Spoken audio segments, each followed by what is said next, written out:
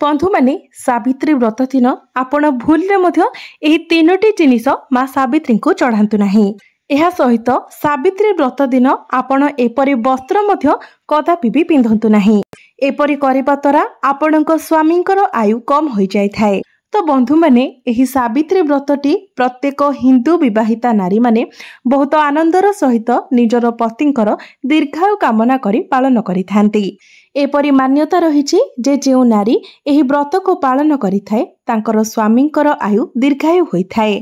सेही नारी को माँ सावित्री अखंड सौभाग्यवतीर वरदान देइथांती। बंधु माने एही व्रतरे जे पर्यंत व्रतर पारण होई नाही से पर्यंत कोनोसी खाद्य प्रति निज मनरे लोभ आनिबा उचित नुहे।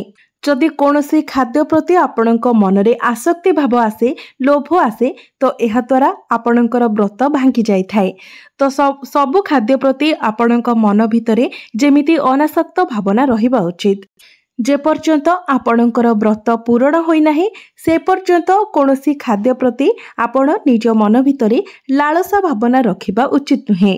बंधु माने जदि आपण संपूर्ण विधि विधान पूर्वक सावित्री व्रत पालन करूछंती तो एहा द्वारा आपणक स्वामी दीर्घायु हेबा सहित आपणकर वैवाहिक जीवन मध्य सुखमय होइथाए।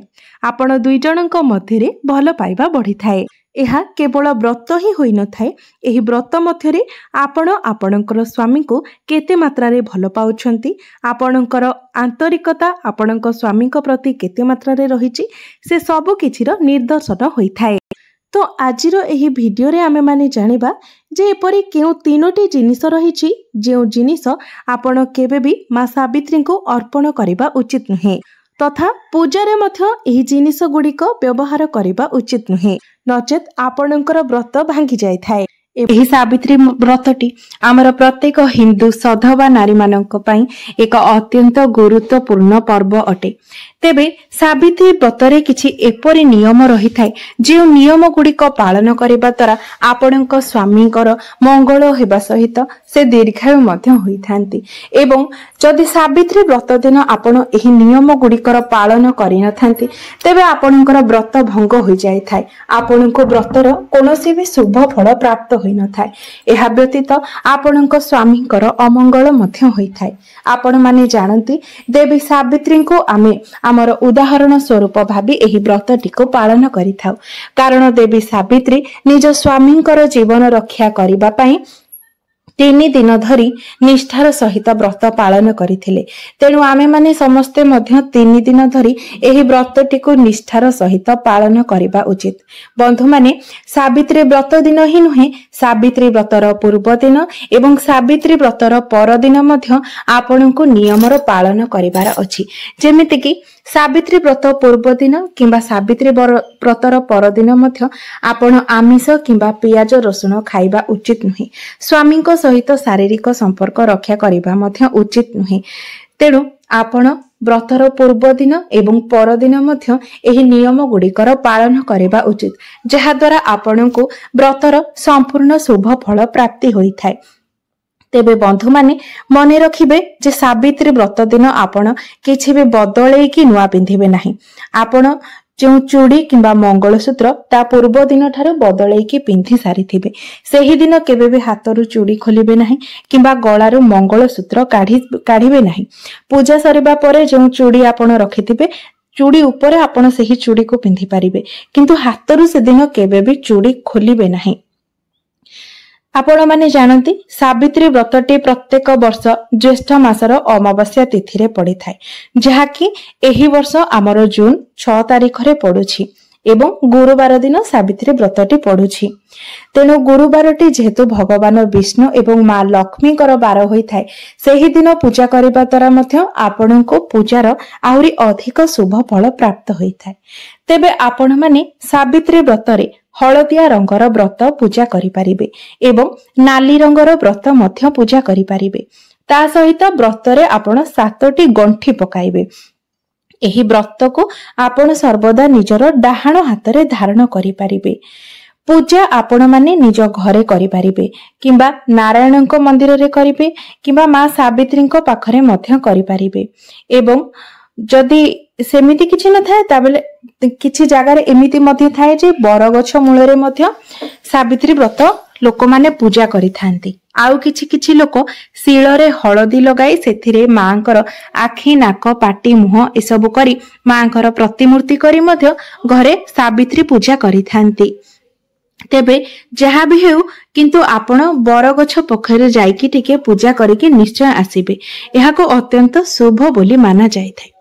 तेबे जो माने ए वर्ष प्रथम थर नुआ करिकी व्रत करूछंती से माने ब्राह्मणक द्वारा पूजा करंतु, कारणा कोनोसी भी पूजा संकल्प बिना पूरा होई न थाए। तेनु जेहेतु एटा आपणकर प्रथम व्रत तेनु आपण घर को ब्राह्मण डकाई संकल्प करी व्रतर आरंभ करंतु, जहा आपणक पई अत्यंत शुभ एवं मंगलदायक होई थाए।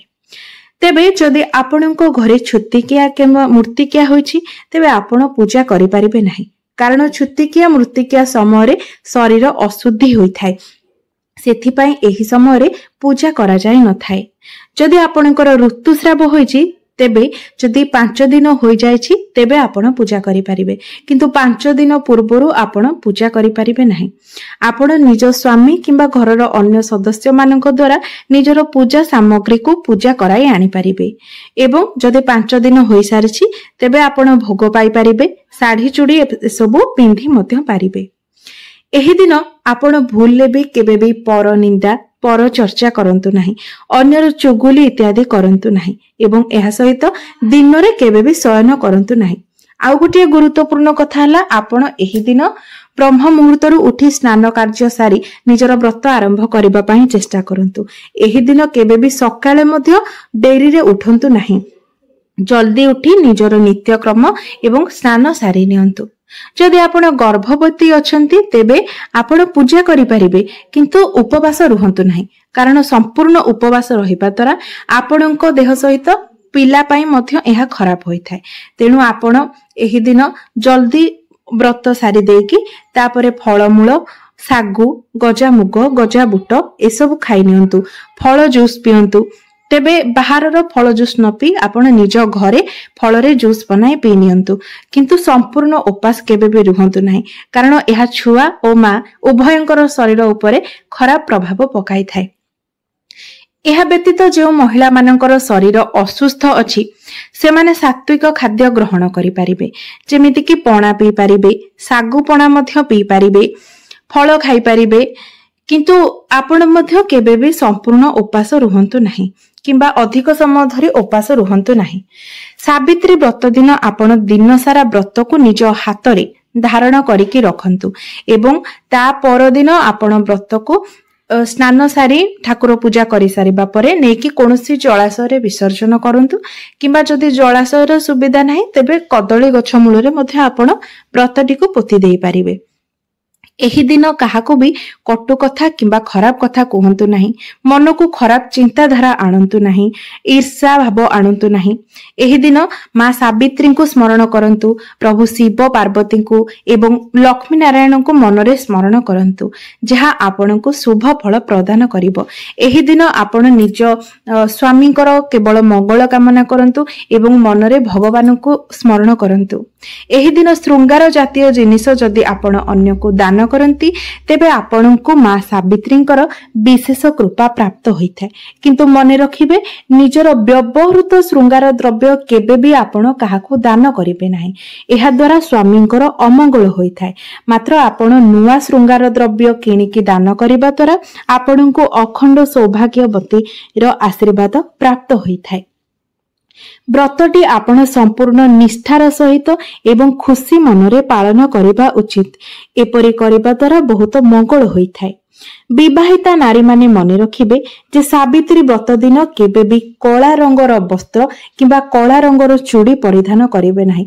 केवल कला रंग ही नुहे, धला रंगर किंबा नील रंगर वस्त्र किंबा चूड़ी मध्य परिधान करिबे नाही, कारण कला रंग को नकारात्मक शक्तिर प्रतीक बोली माना जाय थाए एवं धला रंगटी सधवा नारी मानक पई अशुभ होई थाए।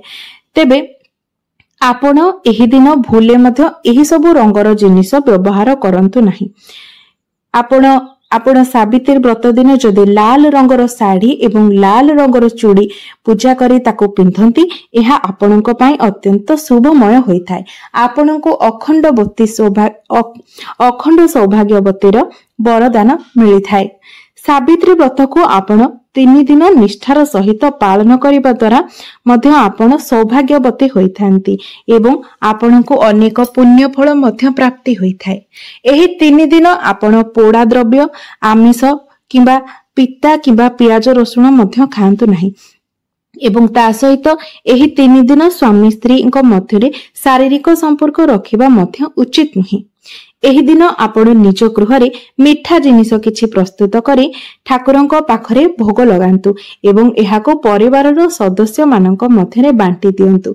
तो जेहेतु एही दिन गुरुवार अछि एवं एहा माँ लक्ष्मी एवं भगवान विष्णुंकर प्रिय बार अटे, तेबे एही दिन चाहिए आपण खीरी भोग करी भगवान विष्णु एवं लक्ष्मी ठारे भोग लगाई जदि ताहाको परिवारर सदस्य मानक मध्यरे बांटंती तेबे मध्य आपणक गृहरे माँ लक्ष्मीकर स्थिर वास हेबा सहित परिवारर सदस्य मानक मध्यरे भल पाइबार मध्य वृद्धि होइथाय।